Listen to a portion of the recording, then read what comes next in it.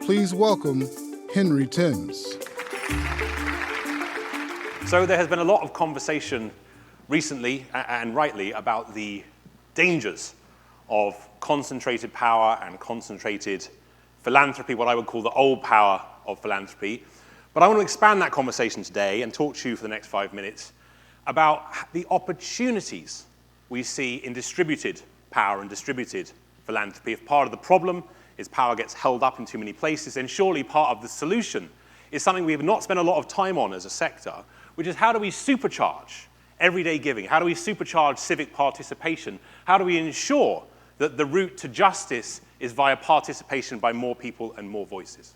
And over the last 7 years, I've been working with people all around the world on a project called Giving Tuesday, which lives this spirit. And the idea was simple: Black Friday, Cyber Monday, Giving Tuesday, a chance for people everywhere to flip consumerism on its head, and instead of consuming, think about how you give back. And Giving Tuesday now has raised over $1 billion online in this country alone. The average gift size is $100. 4.5 million people took part in the UK. There were 250 events in cities around Russia this year. And as we approach Giving Tuesday this year, on military bases across the country, Giving Tuesday is coming alive. There are kids now who are challenging other kids to get to 1 million kids to participate this year. And it's been an extraordinary story about what happens when everyday giving is prioritized just in the way that concentrated giving has been focused on so far. And there are 3 really big lessons that I've learned from the Giving Tuesday community that I think are relevant as we think about this new gospel of wealth, what it might be, how we might build it, how we might share it. And I wanted to share the 3 lessons that I've learned from Giving Tuesday with you today. The first is this: we as a sector have to be prepared to put mission over brand. Where we think how much of our impact is limited with the confines of the credit we want for ourselves.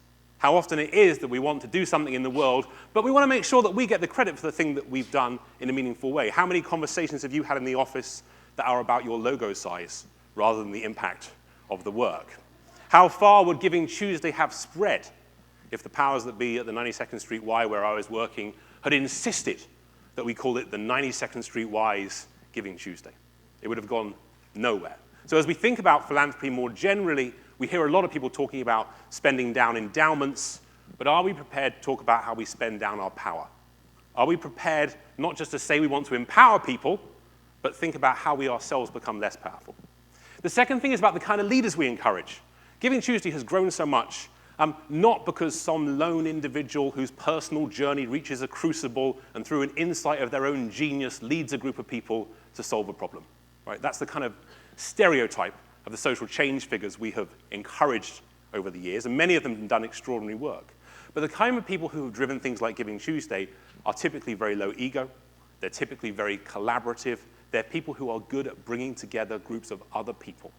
And so I would encourage us all to think about, as we think about this new gospel of wealth, how do we shift the focus from, as a sector, all of us focusing on those superstars, and instead focus on superconductors?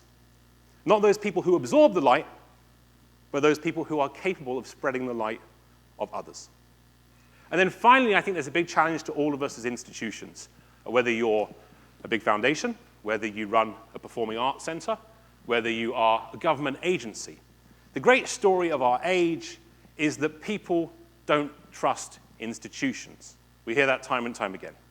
I would argue the reason that people don't trust institutions is because institutions don't trust people. Actually, what happens is these big institutions that matter so much for us, they don't offer people meaningful ways to participate. They don't offer people ways to engage in straightforward, frictionless, and rewarding ways. You go to the DMV to get a license.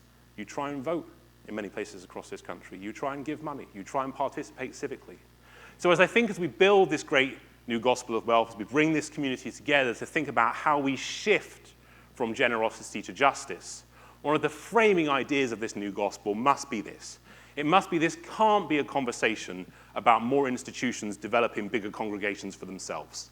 It has to be a conversation about all of us driving more participation from more people in more places on their terms and not ours. Thank you.